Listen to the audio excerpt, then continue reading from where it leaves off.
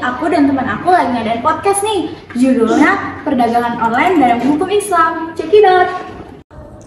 Baik, sobat-sobat siapa? Assalamualaikum warahmatullahi wabarakatuh. Mungkin kita pernah mendengar akhir-akhir ini pemberitaan bahwa perdagangan online semakin lama semakin marak sehingga akhirnya menggusur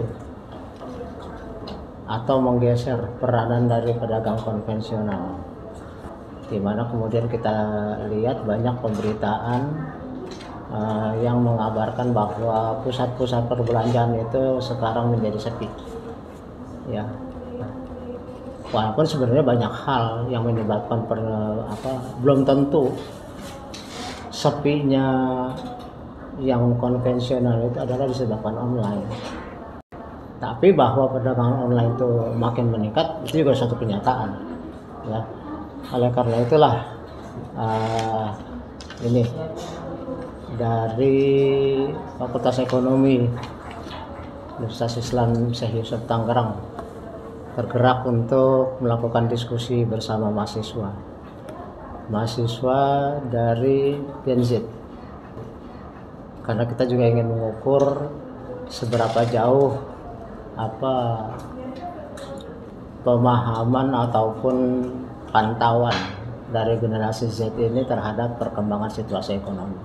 Mereka mahasiswa ekonomi, pastinya kan harus selalu melakukan pengamatan terhadap perkembangan ekonomi yang terjadi. Bersama saya di sini sudah ada 3 teman kita, ya, yaitu silakan perkenalkan. Nah, saya Said Firmansyah. Nama saya Faras Kumairah. Nama saya Dewi Fitriani. Ya, Syahid Firmansyah, Faras Kumairah dan Dewi Fitriani. 3 teman kita ini akan mencoba menjelaskan seputar tentang perdagangan online yang sekarang akhir-akhir ini. Oke, pertanyaan pertama yang mungkin perlu kita diskusikan adalah, saya nggak tahu nih ya, siapa yang mulai duluan, silahkan ya. Benar nggak sih menurut pengamatan Anda bahwa sepinya perdagangan fisik di berbagai sentra-sentra perdagangan, abang atau di mal-mal, itu adalah akibat naiknya atau maraknya atau meningkatnya penjualan online? Silakan. Benar nggak ada korelasi? Gara-gara ini naik maka yang ini turun, gitu. Gimana? Menurut saya itu benar adanya kenapa penjualan yang secara langsung itu mengalami penurunan, Abang. Karena kan era sekarang mungkin Gen Z ini kan kayak waktunya juga sibuk ataupun apa, jadi memilih untuk berbelanja online. Kebanyakan seperti itu. Jadi terkadang yang di Tanah Abang, yang di mall-mall, jadi dia kekurangan omset dari penjualan tersebut, yang pembeli harus beli secara langsung. Sebenarnya apa kurang lebihnya online dengan yang fisik? Kalau yang fisik kan Anda bisa cuci mata. Kalau online ya nggak lihat apa-apa. Mungkin dari dampaknya pandemi kemarin kali ya, Bah. Bisa jadi karena kita malas keluar karena takut kena virus, dan kita untuk belanja online tuh lebih berhemat waktu, uang, dan yang lainnya. Salah satu sebab, tapi sebenarnya gejala ini bukan hanya pandemi. Jauh dari perdagangan online itu muncul jauh sebelum pandemi. Iya, itu kemajuan teknologi juga sih, kemajuan teknologi. Gimana sih? Kamu enakan jalan-jalan ke online atau jalan-jalan ke mall apa online? Ya jalan-jalan ke mall sih, mungkin karena gimana? Karena kita generasi Z. Walaupun nggak belanja ya. Iya. Cuci mata. Iya. Karena generasi Z tuh tidak bisa beranjak dari zona nyaman, sehingga dia lebih mengedepankan untuk ya udah belanja online, kita bisa untuk ngedapetin barang tanpa harus lihat langsung. Tapi justru karena bisa lihat langsung malah jadi kemungkinannya ada potensi kekecewaan, ya kan? Ya. Kemungkinannya akan ada barang yang ini tidak sesuai dengan permintaan, tidak sesuai dengan harapan, betul nggak? Ya. Betul. Kan sering terjadi bahwa apa yang dipesan ternyata yang kirim beda. beda gitu ya. Betul nggak? Betul, apa ada itu? Pernah ngalamin?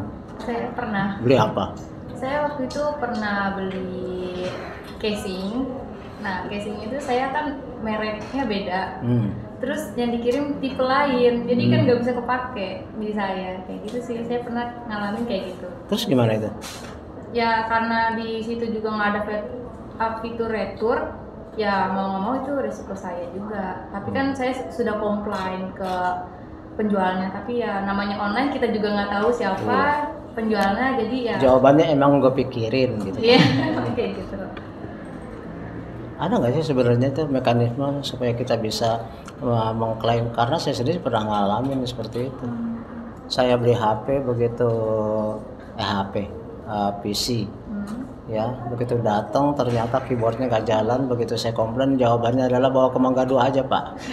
Bawa ke Mangga 2 mah nggak usah ngajarin, juga bisa, udah tahu ya kan. Tapi tanggung jawab dia ya otomatis. Kalau kita beli keyboardnya doang kan berapa, ke Mangga 2 berapa, ya kan begitu. Tapi memang kelemahannya di sini sehingga tidak ada jaminan. Jaminannya kurang. Ada nggak sih sebenarnya penjualan online itu yang memberi jaminan akan banyak tuh 100% uang kembali ke gue juga? Sebenarnya Ada nggak? Jarang ada sih, cuma karena kalau misalnya kebetulan kalau misalnya dari apa ya, kalau dari elektronik sendiri itu kan ada suatu apa ya, dari produknya sendiri minimal contohnya kayak HP itu kan ada mungkin dari perusahaannya sendiri, contohnya mungkin kayak iBox itu kan kadang di online-nya juga kalau misalnya dia tuh ya benar ini dari iBox-nya sendiri gitu, dari tokonya sendiri yang jual, nggak ada barang imitasi lagi.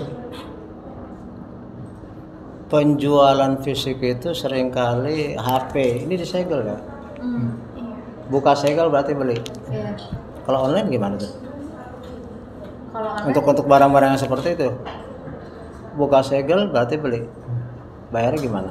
dia ada sistem cek dulu. Gimana Jadi, ceknya? masih depan kurir, jadi dia buka paket. Kalau misalkan barang itu sesuai, itu bisa jadi hak milik kita. Tapi kalau misalkan nggak sesuai, tapi kita harus ada kurir abah. Jadi kalau misalkan barang nggak sesuai pesanan, nggak sesuai resi juga, itu bisa dikembalikan ke kurir agar kurir itu kembalikan ke penjualnya. Oke. Diterima itu? Ya, pernah ada. Terus kasus kayak gitu. diganti yang baru gitu. Biasanya Iya, biasanya lebih malah justru kalau misalnya dengan ada justru retur kayak gitu tuh malah itu tuh salah satu feedback buat kita juga gitu, kayak kalau misalnya kita nggak dapetin barangnya dengan apa yang kita inginkan, ya kita bisa mengembalikan barangnya juga saat itu juga. Dilayanin nggak? Mungkin butuh beberapa waktu lagi karena kita harus ada jangka waktunya juga. Masih mending. Tapi kalau ternyata nggak ada gunanya, nggak ada tindak lanjutnya gimana? Ya udah terima nasib gitu ya. Ya sudahlah. Untung orang Indonesia tuh sabar loh. Iya, kecelakaan aja buntung kaki satu, untung cuma satu. Masih hidup. ya. Terakhir untung masih hidup, untung masih hidup. Kalau mati nyusahin gua itu balik. Untung mati, kalau masih hidup nyusahin. Oke, jadi memang banyak resiko ya. Produk tidak bisa dicoba, ya kan. Terus kemudian standar ya otomatis sering nggak sesuai dengan apa yang diharapkan. Kemudian, nah ini juga nih, pengiriman kan ada tambahan ya. Biaya ongkir ya. Ongkir itu kadang-kadang mahal juga loh. Untuk Gojek aja pesan makanan, harga makanan cuma 20.000. Terus kemudian Gojeknya 13.000. Terus kemudian adminnya 3.000, 16, hampir sama. Kayak beli 2 makanan ya gitu. Iya, sama aja ngambil 2 makanan. Iya kan online. Terus ternyata asin lagi. Nggak enak ya. Ya, terus kemudian pengirimannya mahal. Risikonya ada risiko penipuan dan sebagainya. Sebenarnya dibandingkan dengan penjualan fisik, kalian kelihatannya tegang amat sih. Dia sih juga ikutan tegang apa gitu. Kok kelihatannya tegang banget. Ini kayak bukan wawancara, ini kayak orang lagi wawancara menerima kerjaan karena ketakutan, takut nggak diterima. Oke, sebenarnya berapa keuntungan yang bisa diterapkan beda fisik dengan online? Sebenarnya boleh saja yang mengambil keuntungan relatif sih bah, boleh dari 10% sampai 100% pun bisa. Asalkan tidak ada unsur penipuan. Siapa yang jamin tidak ada unsur penipuan? Udah nipu gede, mahal pula, jelek pula barang. Udah jatuh ketimpa tangga. Kita kembali lagi, kita ngecek dulu dari review, dari komentar Oh, iya. detail-detail lah. Komentarnya kalau dia sendiri yang bikin Waduh. atau konconya yang bikin gimana? Itu kita sih, resiko kita harus lebih berhati-hati lah. Kan sekarang biasanya tuh ada di fitur ada Shopee Mall kayak gitu, mallnya gitu, dia punya tokonya gitu, itu udah terpercaya biasanya apa? Kontennya cuma apa, nama komennya cuma 2, diri juga lagi. Ya pakai HP 1, pakai HP kedua. Mungkin aja, kecuali komennya sampai 100-an, itu mungkin murni. Tapi kalau komen cuma 2 itu masih mencurigakan, bisa disetting. Soalnya begini, ini ada juga penjualannya. Pasta gigi. Kenapa tuh? Pasta gigi katanya umur 70 tahun pun yang ngompong bisa tumbuh gigi lagi. Nggak mungkin, nggak masuk akal banget. Udah 70 tahun. Buktinya itu mantan wakil presiden Tri Sutisno tetap aja ompong.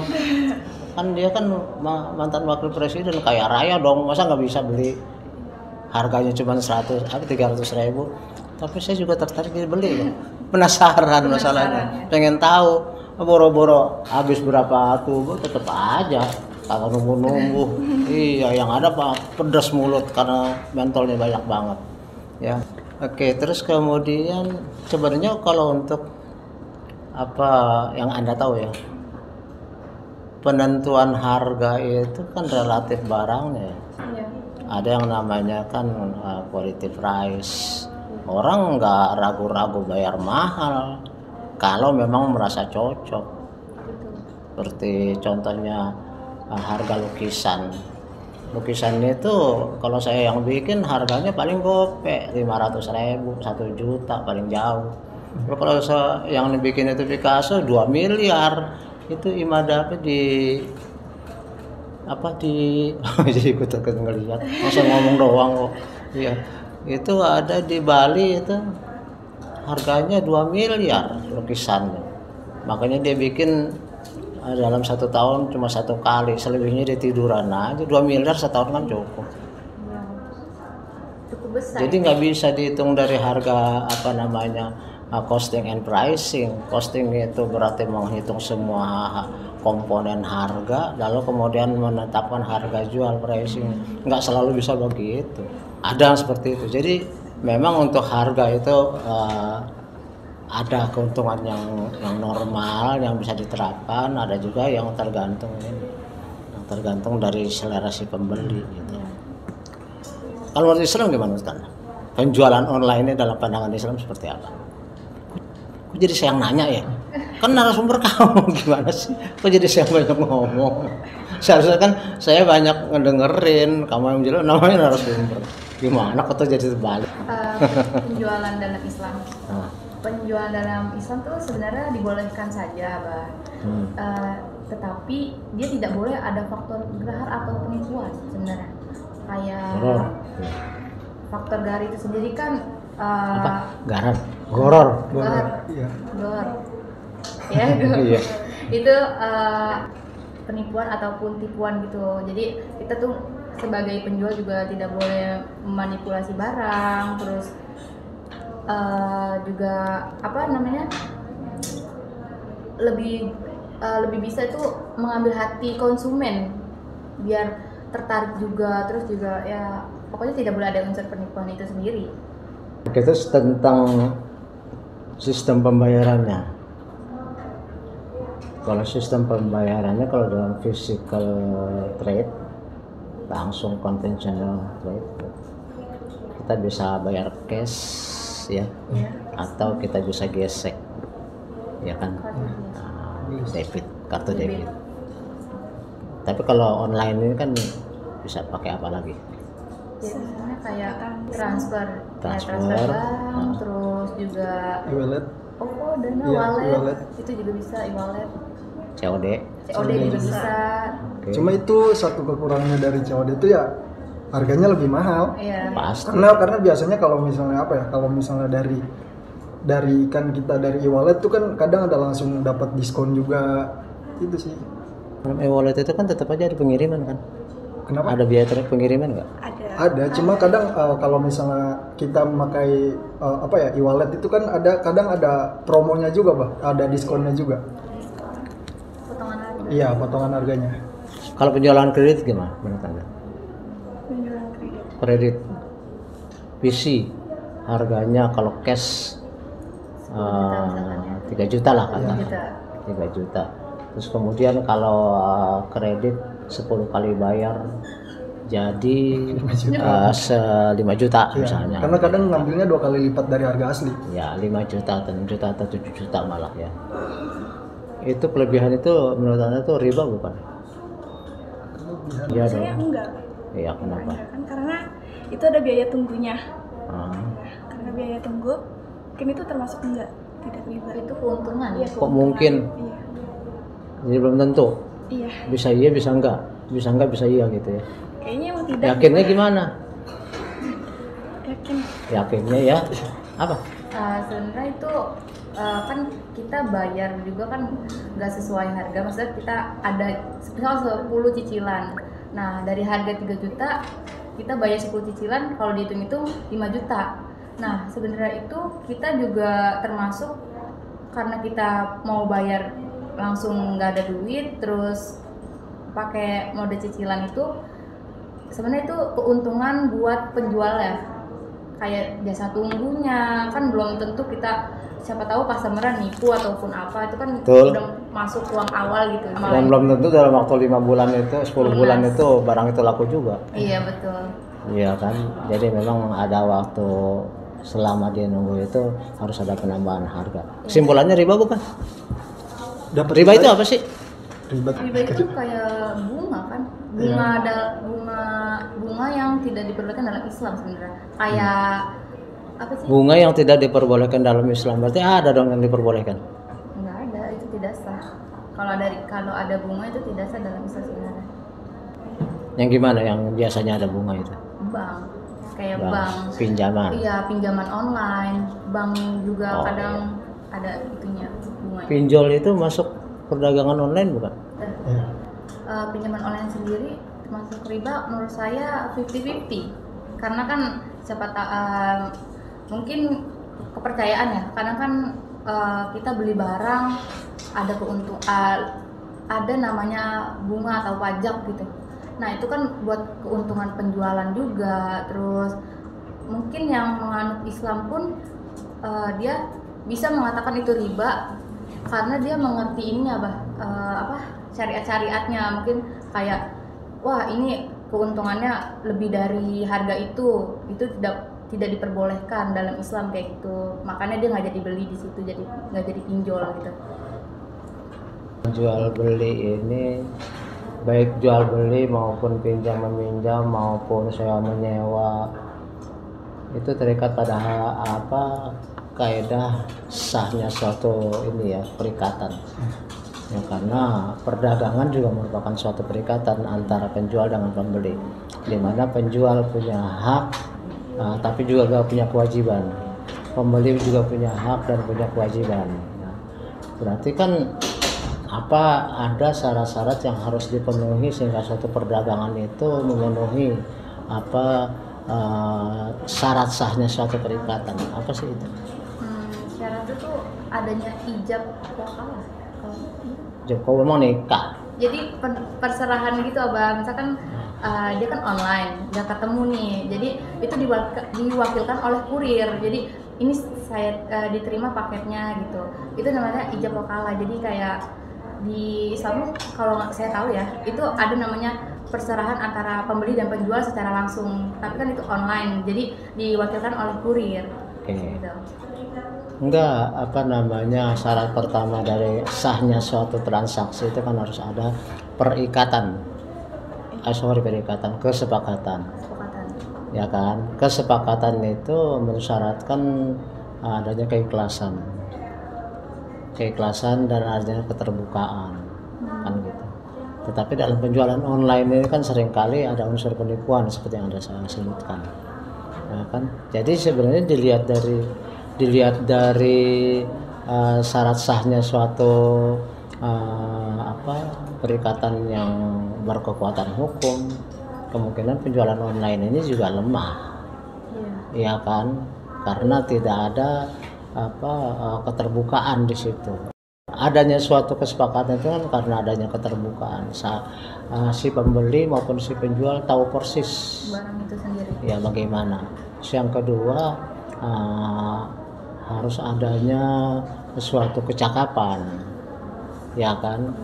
Adanya kecakapan yaitu kedua belah pihak itu harus orang-orang yang memenuhi persyaratan.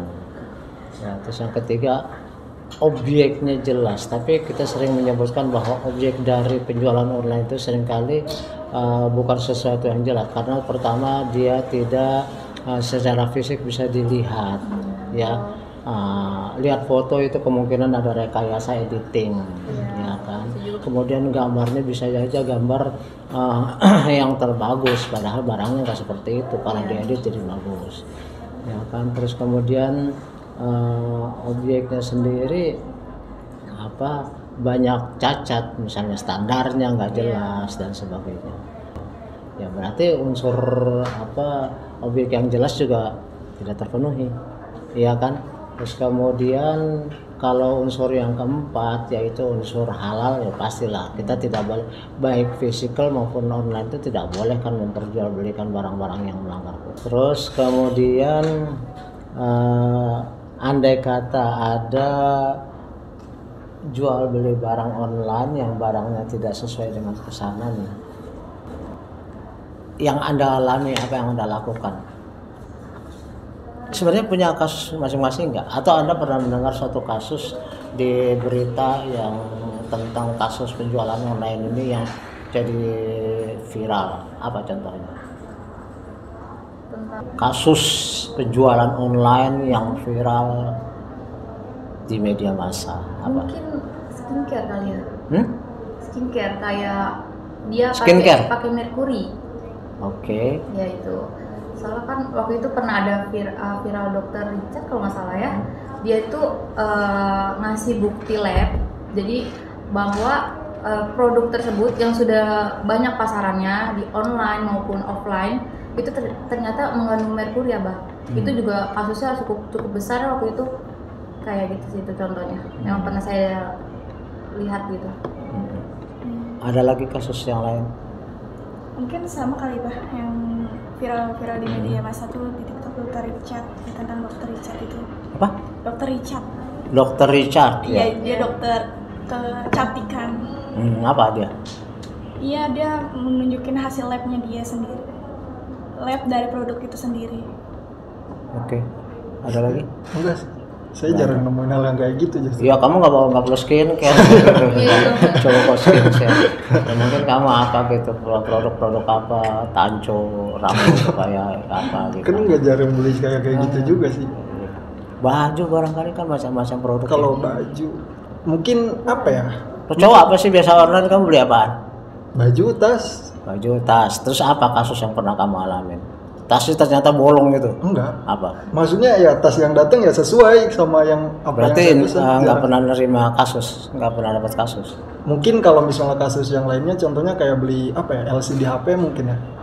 Itu ada yang apa ya? Mungkin ketika datang ke saya itu LCD-nya nggak hidup. Itu ya akhirnya ya saya retur balik. Karena itu ya yang tadi dari awal ya itu kemudahannya gitu. Walaupun dengan jangka waktu yang cukup lama juga. Oke, sekarang juga nggak perlu terlalu banyak ya, karena kita teman-teman ini kan masih semester 1. Semester berapa? 1 kan ya? Semester 1, jadi memang bukan pakar. Jadi tidak mungkin juga saya terlalu banyak bertanya, nanti malah saya sendiri yang bingung jadinya. Jadi yang penting kita mencoba mengangkat suatu isu untuk bisa diketahui. Yang penting di sini mata kuliah aspek hukum dalam ekonomi. aktivitas hukum dalam ekonomi menurut agama Islam seperti ini, lalu kita coba melihat relevansinya dengan aktualitas kekinian, lalu kemudian kita melihat pandangan daripada para mahasiswa. Tentu saja kalau semester 1 ya masih panjang lah perjalanannya. Nanti mungkin semester 8 mau skripsi saya tanya lagi kan beda lagi jawabannya. Jangan sampai jawabannya sama ya saya minta Pak Dekan batalin aja sarjana itu. Ya kalau sama-sama juga jawabannya. Kan dalam suatu pelatihan ada yang namanya pretest dan posttest. Anda masuk dikasih pretest seberapa besar Anda mengetahui tentang masalah ekonomi. Ya karena belum belajar otomatis asal-asalan jawabnya. Ya kan asal-asalan cap-cip gitu. Nah begitu lulus ada namanya posttest, ditanya pertanyaan yang sama. Ya karena udah belajar selama sekian tahun tentunya harus lebih bagus. Tapi seringkali justru yang asal-asalan yang benar. Yang asal-asalan yang benar, yang dijawab benar-benar malah salah. Yang dijawab dengan serius malah salah. Nah, tentunya nggak seperti itu ya. Kita berharap nanti akan ini. Kita hanya membuka wawasan saja bahwa mahasiswa pun punya pendapat terkait dengan aktivitas ekonomi kekinian. Baik, saya kira hanya itu saja yang bisa kita diskusikan. Terima kasih Syahid, Paras, kok saya lupa terus ya. Paras, terus kemudian Dwi. Tuh hampir saya bilang Ade. Dwi apa? Dwi Fitriani. Dwi Fitriani, nggak adil juga ini benar, lupa mulu ya. Sekian saya akhiri. Assalamualaikum warahmatullahi wabarakatuh. Waalaikumsalam.